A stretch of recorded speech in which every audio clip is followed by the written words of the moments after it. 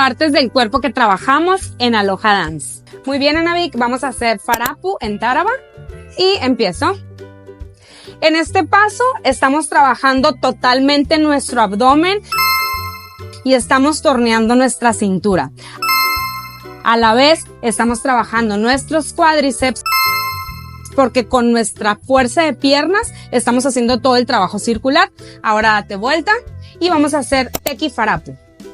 En esta parte estamos haciendo el mismo ejercicio en puntas, lo cual estamos trabajando 100% nuestras pantorrillas. Muy bien, Anavik, ahora vamos a hacer Farapu con Rima Muri y vamos a hacer Raro hacia abajo. Dale, Farapu. Muy bien, hasta abajo, hasta abajo, hasta abajo. Aquí estamos trabajando 100% nuestros cuádriceps, isquiotibiales y glúteos. Al bajar y subir, vamos Nia, haciendo Farapu, estamos trabajando nuestras piernas. Y adicional a los otros pasos, durante toda la clase estamos trabajando nuestra postura y estilización corporal. Si tienes más dudas, escríbenos.